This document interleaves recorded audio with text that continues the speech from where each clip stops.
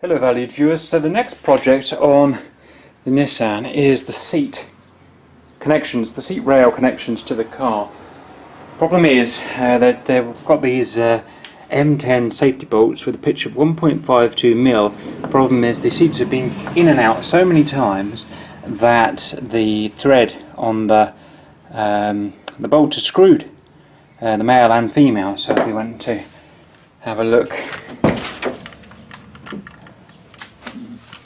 you can kind of see that a screw thread there. It's been completely screwed. If you excuse the pun, it's completely knackered, and that's no good in any circumstance, especially for a safety item like a seat. It's got to be perfect. So what we're doing is we're using a tap and die set. So that's a tap and die set there, in case you don't know. These are the taps. There. These are the dies. There, and there. You've got to choose the right one. So I've chosen M10 with a 1.25mm pitch. And the pitch is just the distance between the teeth. And what we're doing here, as you can see, we've lubricated this particular one here up with just basic oil, normal oil. You're supposed to use cutting oil, but whatever. And all I'm doing is a tapered front, so it's a progressive tap. And I do a full turn, then I go back 180 degrees, full turn again, and then back 180 degrees, and you go back so that you can clear out the waste that you've created. Full turn, and back 180 degrees, full turn, back 180 degrees, full turn, and repeat process until you're all the way through. What we should have that then is a lovely new, feels like I'm all the way through now. I'm not cutting anymore, so just make sure I'll go all the way through. Okay, now out we come, nice and lubricated, and what we should see is a lovely new thread in there for Mike 10 safety bolts. Fingers crossed. This doesn't always work, it depends on the state. This one wasn't too bad, it depends on how much damage has been done. But fingers crossed. What we need to do actually is clear out all the chaff in there, so I'm going to do that and then report back. I've cleaned out the thread as best I can. There's still some tiny bits in there, but it's going to be okay to try a bolt now, so we're going to try a bolt in now. So it's a seat belt bolt. It's okay. Just get a ratchet on that.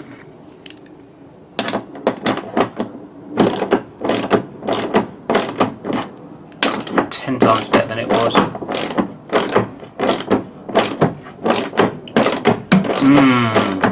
That's a brand new thread, that is. Brilliant. So that one done. Then I'm going to go through. I've got 5 more to do now. We don't need to do any dyeing because the males, which are kind of in there, they're okay. They haven't been stripped. And let's hope they all work out okay. Okay, welcome back. Didn't really go to plan, so using the 10 mic 1.25 didn't have enough. It's just too ruined, basically, the thread. There's nothing I can do to save that. So what we're going to do is upscale to the next size. So I've brought some tools in. I'm going to try drilling, pre-drilling this with a 10.9mm drill now, which will set me up for a mic 11, so 11 times 1.25mm. We're going to try that, and I've got some bolts that match that. It has to be fine thread, it has to be 1.25, which is why I've had to buy these in specially, because these are seat belt bolts. You have to have fine thread on a seat belt to be legal. And if that doesn't work, we're going to go to an 11.9mm drill, which I've got as well. And 11.9, is that right? No, scratch it. Sorry, I'm being a douchebag now. Let me try that again.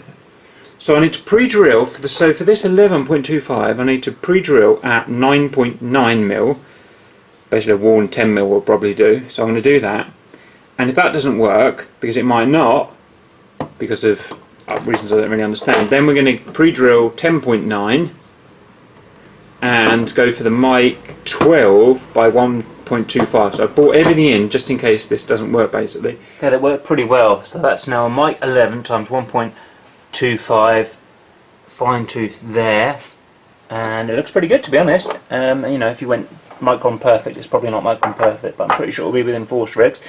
Right, first fit. So this is a mic 11 times 1.25 from a Nissan 350Z Fairlady seatbelt bolt, which is slightly larger, 1mm larger. Ooh, bit of resistance there. Threaded that? I think that's right. Let me just try. I need a little clamp or something on my camera. In fact, what I need is a dog's body to hold the camera.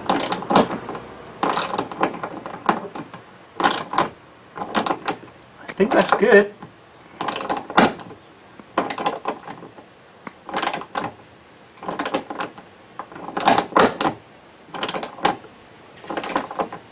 I think that there is good. Let me take it out, just make sure it's threaded. A bit stiff, but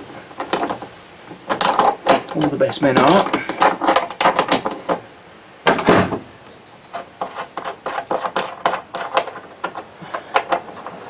Check what was done to that thread. Fine, it's not damaged it. Just checking there. There's probably a bit of chaff still in there. Yeah, I'm pretty happy with that, look. Got almost all of the teeth back. So I think that'll do us to there. Now the awkward bit is I've got to do that one as well. I'm not happy with that one at 10mm, so that really needs to go to 11 as well. The problem with it being that I've got no, because the dash is in the way and I really can't be bothered to take the dash out. So I've somehow got to find a way of doing that. Stand by. Okay, can't see it, but that one there, final one's also being done up to 11mm now, and I'm pretty happy with it. So we've got all, I've been rethreaded to 10mm, and two that I've needed have gone up to 11mm.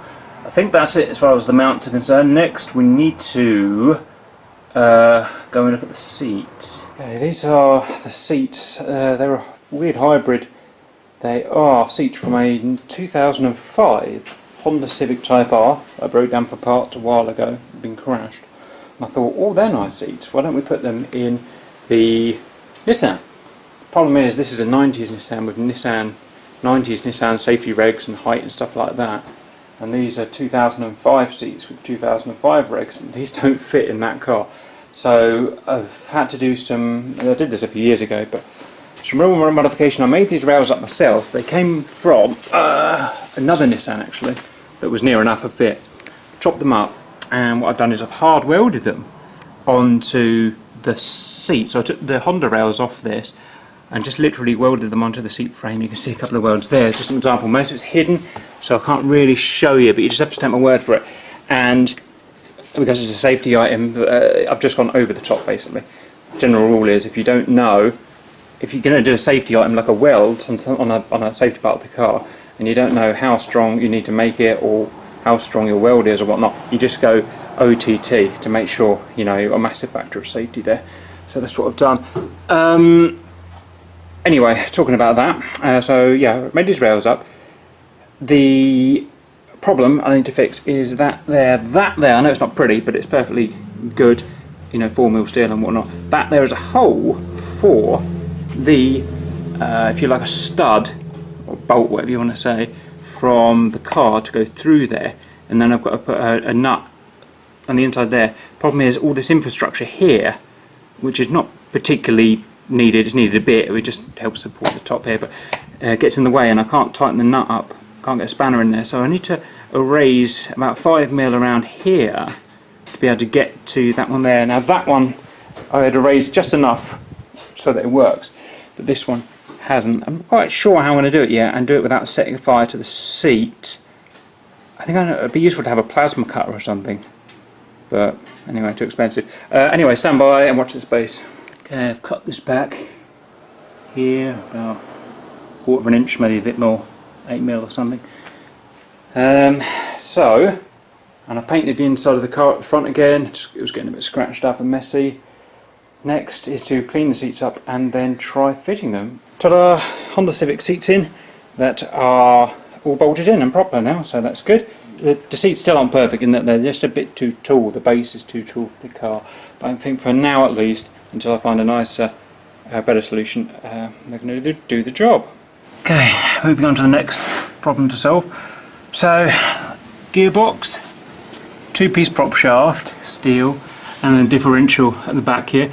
Problem is, through all sorts of various reasons that are too complex to explain, that's the wrong diff for the car. It's about an inch too long. You can see it has an ABS sensor there.